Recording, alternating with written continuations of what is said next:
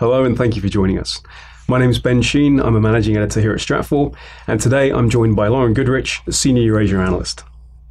And today we're going to talk a little bit about the Nato Summit that's ongoing at the moment and the ongoing tensions with Russia, especially in the east of Europe. So Lauren, this is obviously a significant summit for NATO. On top of all the various security issues that they're looking at the moment, things such as piracy, cyber warfare, the expansion of terrorism, and most specifically the threat of the Islamic State in Iraq and Syria, they're having to deal with increased Russian aggression in eastern Ukraine. It really is a significant summit. I would say this is the most significant NATO summit that we've seen since, say, the 2007-2008 summits that took place. Those were the summits that really set the West versus Russia over the issue of NATO expansion in Ukraine, and actually whether Ukraine was going to join NATO or not. And that's when you had Germany and France both reject Ukrainian membership outright into NATO.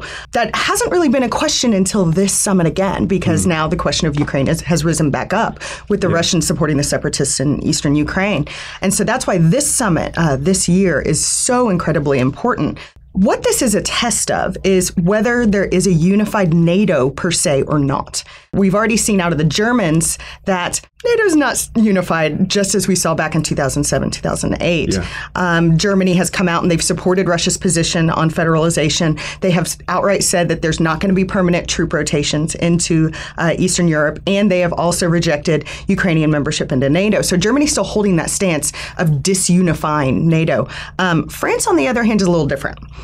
France traditionally has coupled with Germany and with Russia on keeping NATO split. However, now we've seen some hints that France may be backpedaling on its military deals with Russia underneath these current circumstances between Russia and the West in order to make sure they don't completely alienate all their allies and members inside of Europe and within NATO.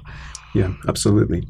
We're also seeing some very strong language from the West, specifically President Obama going on record saying that America and NATO will support, say, the Baltic states, Poland, Romania, countries which are very much feeling threatened by this renewed aggression. And although NATO, its hands are tied because, like you said, Ukraine's not part of NATO itself, there's still talk of increasing, say, the Baltic air patrols, increasing patrols in the waters around the Baltic Sea, but also increasing the number of training and deployment sort of rotations that NATO forces will do in the eastern states. But I see 2 points on that. First is that it's not a permanent rotation. It's something that isn't going to be permanent basing that would really threaten Russia, and Russia sees that. Secondly, it's an American push. It's not a unified NATO push, and that's the key to what Russia's strategy against NATO is at this time, making sure that it's not a unified NATO policy against Russia. And that's always been one of the difficult things for NATO because it is a Gestalt organism that's built up of many different countries. Trying to get any unanimous decision from everybody has always been difficult, which is why you've got countries such as America, which typically lead the way. And part of the problem is, although in his statement, President Obama did say that we're all equal as allies, certainly some nations in NATO are more equal than others, both in terms of the amount of money they contribute, the amount of forces they contribute, and other ways. And this is leading into, I would say, the new evolution of what Western policy against Russia is going to be, to where previously it was NATO versus the Soviet Union in containing the Soviet Union. This next era is not going to be NATO versus Russia. It's going to be the United States building its alliance network to contain Russia without having a unified NATO push within itself. And so the U.S. is going to be building its own alliance network stretching from, say, Poland down through Central Europe, cross Turkey into the Caucasus, and having that alliance network to contain Russia instead of having all of Europe pushing up against Russia. So do you feel that's more of a credible threat then for Russia and for Putin, even more so than perhaps an improved NATO reaction force and forward-loading supplies? Do you think that's the crux of the issue? They're more concerned about the alliance network. Very much so. And so it's not Russia worried about NATO. It's Russia worried about what is the United States doing. So it really becomes a Washington versus Moscow issue. So how credibly do you think Moscow is taking this threat of actually America developing strength beyond NATO, especially in Central and Eastern Europe? Very much so.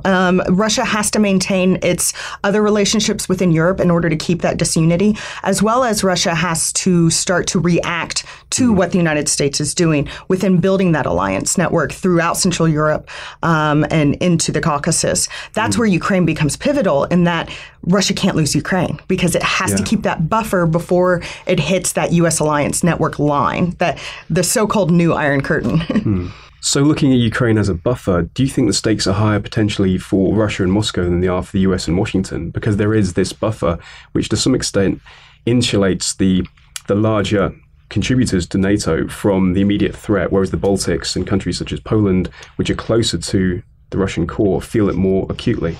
Very much so. I would say Russia always has the higher stakes. I mean, this is their sphere. It's not the United States' sphere of influence. And so for Russia, this is always going to be their game, and the stakes are going to be much higher for them. So if there are positive outcomes from the summit and NATO appears to be more unified in its response, what do you think Russia might do? Well, Russia's going to continue to build up on its borderlands. It's going to continue to keep the pressure on Ukraine. The key country to watch right now is Belarus. This is where Russia can build up militarily to put pressure on the other alliance member states that the United States is trying to build up, putting pressure on the Baltics, putting pressure on Poland, and then, of course, keeping pressure inside Ukraine. So that's where Russia's response is going to continue to be. And there's certainly plenty that we will be tracking going forward. Unfortunately, that's all we've got time for today, but thank you for joining us.